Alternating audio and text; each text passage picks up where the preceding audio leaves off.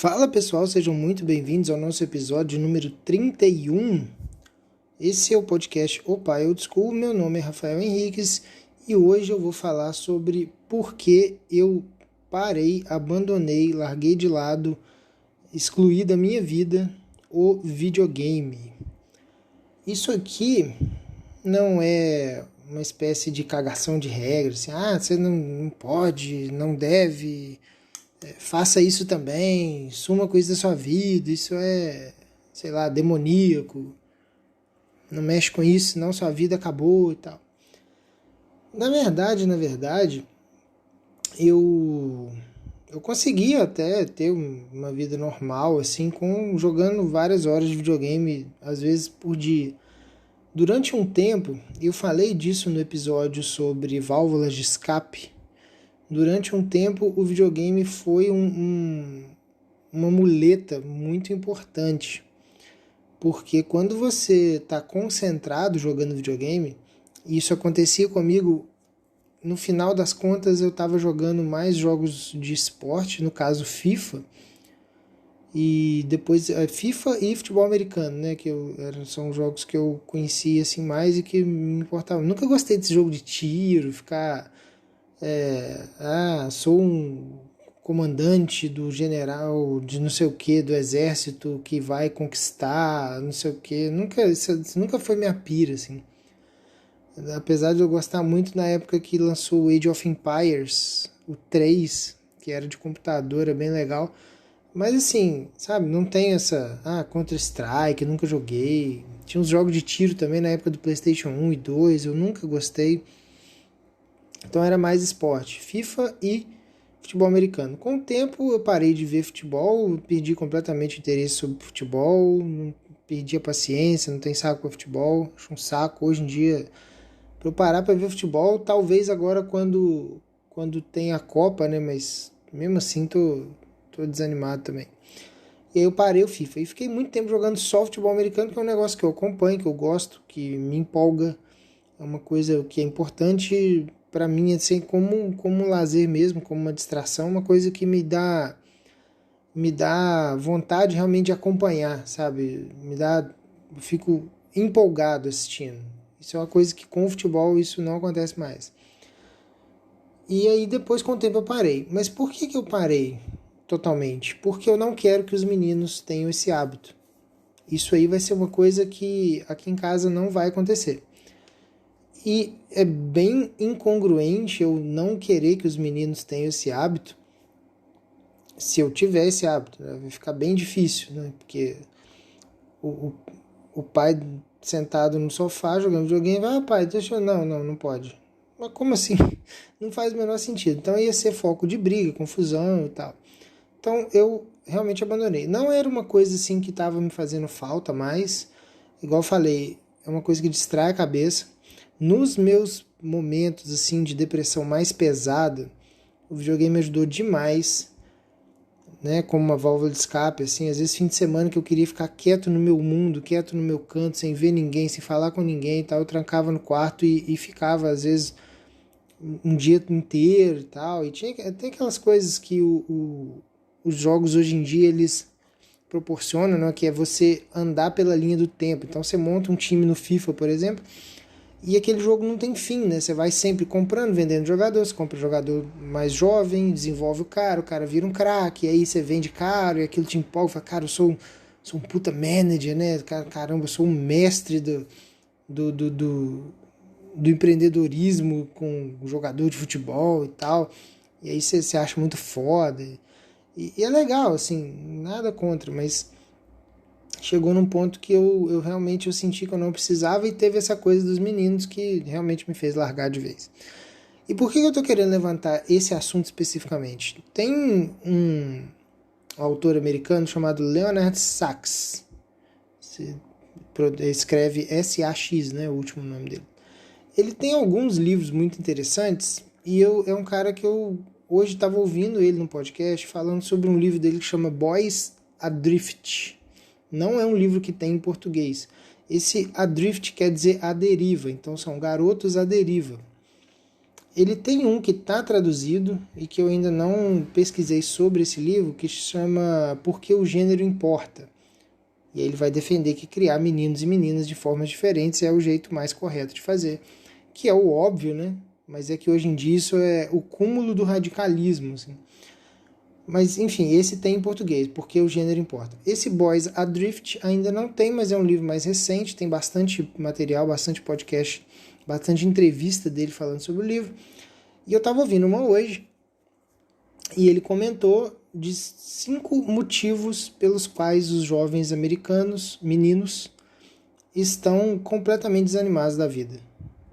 Então, pessoas que não têm plano, não têm tesão pela vida mesmo, não querem fazer nada, não se empolgam com nada, não tem plano, não tem perspectiva, não tem nada, tá ali, tá à deriva, literalmente. E aí ele falou de 5 grandes motivos. Eu não vou lembrar agora quais são os 5, ele falou do sistema escolar. O sistema escolar, segundo ele e segundo vários autores também, que concordam sobre isso, ele vem sendo bastante hostil para meninos, ao contrário para meninas, né? E aí tem vários motivos para isso. O principal deles é que meninos geralmente gostam de brincadeiras mais agitadas e tal, e na escola você é obrigado a ficar sentado, parado, olhando para um professor durante, 6 horas do dia, e isso é incompatível com crianças do sexo masculino. Ele fala também de medicamentos estimulantes, desses para TDAH. Então isso aí virou uma epidemia nos Estados Unidos.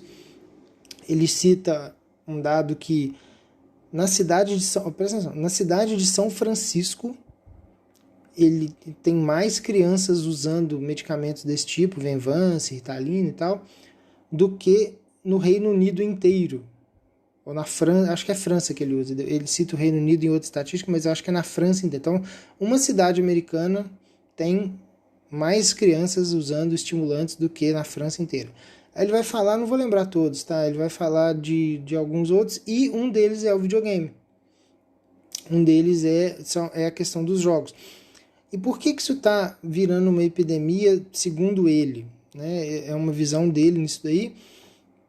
Eu não estou falando aqui pela entrevista, eu não li o livro, provavelmente ele deve dar mais argumentos, mas o principal problema que ele vê é que os pais que estão hoje com filhos aí com entre 11, 15, 16 anos, eles não entendem do que se trata o videogame, né? Porque são de uma geração mais antiga e imagino que sejam pais aí, como estão tendo filho mais tarde, né, hoje em dia, então tem filho com 30 e poucos, o filho está com 12, são pais aí com 40 e poucos, até quase 47, digamos assim.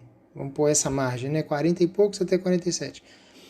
É uma galera que cresceu com um videogame que era tipo, o Sonic, sabe? Que você batia a cabecinha no negocinho e saía moedinha, aí você pega a moedinha e você corre e vira de cabeça para baixo e continua correndo, e é isso. Ou alguns pais que sejam mais velhos, né, talvez próximo de 50 anos, era tipo Pac-Man, sabe? É uma coisa desse tipo, assim. Ou então no Atari tinha um, eu lembro, não é da minha época, assim, não cheguei a jogar muito, mas eu lembro de uma prima minha que tinha isso, ela mais velha, eu lembro que tinha um jogo que era um gráfico horroroso, assim, que é do Atari. O Atari, vocês sabem, ele tem um joystickzinho que tem um botão, que é para dar pause, e você tem um controle assim que você mexe para um lado e para o outro, né? E o jogo é literalmente um sapo, que na tela nem parece um sapo, é um borrão verde, um verde esquisito, que você tem que atravessar a rua e chegar do outro lado. E aí tem carro passando e você atravessa a rua com o sapo. Esse é o jogo. E os jogos hoje em dia, eles são extremamente viciantes, extremamente envolventes. Ele cita, né, o autor nessa entrevista que eu vi, ele cita que o sistema de simulação de voo de um helicóptero do GTA, por exemplo, é um dos sistemas de simulação de helicóptero mais sofisticados do planeta, dentre inclusive aqueles que têm uso profissional e tal. Então, assim, é um negócio de um nível absurdo que um pai de 40 e tantos anos não consegue imaginar. Então ele vê o menino jogando ali, ele acha que é uma coisa idiota, inocente e tal. Fora a questão do envolvimento, tem a questão da tela em si, né, que muitas horas de tela tem inúmeros problemas para a cabeça da criança, até para o desenvolvimento cognitivo dela. E o problema principal, que ele cita também, é a questão do relacionamento social. Uma criança que fica jogando 4, 5 horas por dia, inevitavelmente vai ter problema de socializar, porque ela não vai aprender isso, ela não vai estar acostumada com isso. Então, quando você tem jogos que são tão envolventes desse jeito, você tem crianças que estão tendo problema de fobia social, estão tendo ansiedade por causa da tela, estão tendo desgaste mental muito rápido e elas não estão conseguindo ter interesse por mais nada na vida. A única preocupação dessa criança é evoluir o personagem dela, fazer parte de tipo um Assassin's Creed, né, que é uma saga onde você é um ladrão, um bandido, sei lá, e aí você tem que ir fazendo missões, e aí você faz parte de um clã de ladrões. E aí tem muito pai ainda que tenta se enganar um pouco, fala assim, não, mas meu filho, ele tem o grupinho deles, aí ele joga com crianças do outro lado do planeta, do outro lado do país, e ele faz muitos amigos online e tal. Mas no final das contas a gente sabe que isso é uma espécie de escudo que os pais criam, né? E aí ele dá uma solução, assim, que é uma solução que eu achei até meio superficial. Eu imagino que no livro ele deva entrar um pouco mais nessas soluções. E ele fala que é questão de reduzir tempo, né? Porque, obviamente, uma criança de 12 anos que está envolvida nesse contexto que nós estamos descrevendo aqui, ela não vai simplesmente chegar num determinado momento e falar assim, bom, então eu acho que isso está atrapalhando a minha vida social, então vou desligar esse jogo, esse videogame, e vou para a rua fazer amigos, porque isso pode me prejudicar no futuro. Ela não vai fazer isso. Jamais vai fazer isso. Eu lembro de até pouco tempo atrás, quando eu estava jogando o Madden, né, o jogo de futebol americano, e aí você tem sempre mais um jogo, e tem essa linha do tempo que não acaba, você não zera o jogo, né, dificilmente você zera um jogo desse, porque o tempo continua passando, e você vai desenvolvendo, e os jogadores vão ficando velhos, você contrata jogadores novos, enfim. E aí eu lembro que você vai ficando empolgado com aquilo, chega uma hora que você tá assim, cara, já era pra eu estar dormindo, é tipo 2h40 da manhã, num sábado à noite, sei lá, numa sexta à noite, que era quando eu me permitia, assim, fazer essas estripulias maiores, né. Geralmente eu começava a tomar uma e começava a jogar, não tinha mais nada pra fazer, não tinha filho, não tinha nada. E era isso, minha diversão no fim de semana, diversão barata. E só que aí você vê e fala assim, não, eu preciso dormir, tipo, 00:30. Quando você vê já é 3 da manhã e você não foi dormir. Imagina, isso pra gente que é adulto, né? Imagina isso pra uma criança, ter esse tipo de noção. Então, obviamente, quem tem que colocar os limites são os pais. E esses limites muitas vezes vão ser questionados o tempo todo. Porque a criança é uma espécie de vício mesmo. Ela vai ficando viciada naquilo, ela não vai querer largar. Então aí ele dá a sugestão. Falou, ó, dia de semana, dia que tem aula, tem coisas para fazer, atividades para fazer, 40 minutos por dia. Esse é o seu tempo. E no fim de semana, sábado e domingo, 1 hora e pouca, né, por dia. Assim, 1 hora no sábado, 1 hora no domingo, e é isso. E esse tempo, ele não é acumulativo. Então, se você ficou, sei lá, 2 semanas sem jogar, você não tem o direito de jogar, tipo, 17 horas quando você pegar para jogar, entende? Então, é o tipo de coisa que precisa ser feito. É muito difícil de fazer, igual eu falei, eu não quero que esse tipo meus filhos tenham contato com esse tipo de coisa. Eles vão ter tempo para isso. Essas tecnologias, é uma das coisas que eu vejo muito quando eu falo assim, não, meu filho não vai ter contato com eletrônicos e tecnologia até a idade tal.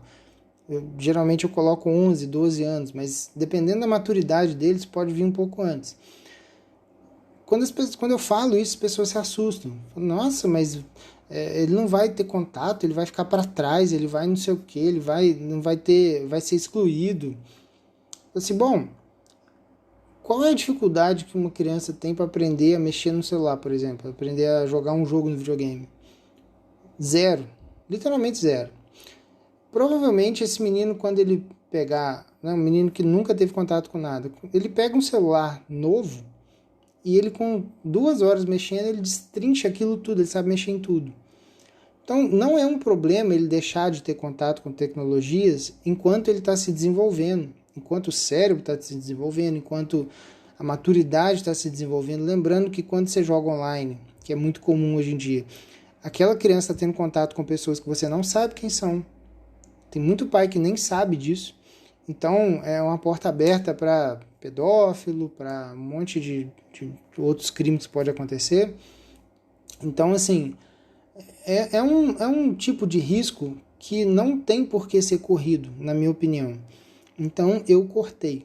E para mim foi um sacrifício muito pequeno, perto do benefício que vai trazer para os meninos. Então, não é uma realidade aqui em casa, mas fica aí a dica para quem tem filho e está começando a ter esse tipo de manifestação em casa, né? Assim, o menino já querendo ver o pai jogando e tal, e aí já quer participar e tal. Toma cuidado, tá? Toma cuidado, não é algo inofensivo como parece. E esse autor, esse Leonard Sachs, ele colocou o videogame especificamente como um dos 5 maiores problemas para a epidemia de garotos desmotivados com a vida. Então, assim, né? O mínimo que a gente precisa fazer é acender uma luz amarela, e é isso que eu estou tentando fazer aqui com esse episódio para vocês. Um último recado rápido, coloquei um e-book muito interessante sobre criação de filho também, que chama Crianças Canadenses. Eu achei esse e-book e tá lá no grupo do Telegram. Vou deixar aqui no primeiro link aqui da descrição, sobre como dinamarqueses, eu falei canadense? Eu tô com sono, eu não sei o que eu falei. O livro chama Crianças Dinamarquesas, não lembro mais o que eu falei, corrigindo então. Como a Dinamarca tem sido líder de ranking de tudo quanto é tipo de coisa boa, social, econômica, etc., eles começaram a ver que as crianças dinamarquesas estavam desenvolvendo muito bem, muito rápido, estavam desabrochando com muita estava sendo isso muito, muito visto assim, a olhos. Pessoas começaram a reparar isso. Eu tô com sono mesmo, começando a... Vai ser o primeiro caso que a pessoa vai dormir gravando um podcast. Mas resumindo aqui, duas pesquisadoras fizeram um estudo sobre quais são os hábitos que as crianças dinamarquesas são expostas, e aí elas se desenvolvem como pessoas confiantes, capazes, enfim, toda a parte boa de ter um país próspero, civilizado e pais que estão preocupados com isso. Então é um livro que eu acabei de colocar lá no grupo do Telegram, e aí vocês entram que vocês vão ter acesso lá, além de todos os podcasts, além de algumas outras coisas que eu vou colocando lá, que não vão estar em lugar nenhum, que não vão estar em redes sociais, que vão estar só para o grupo VIP lá no Telegram. Então é isso, muito obrigado e até a próxima.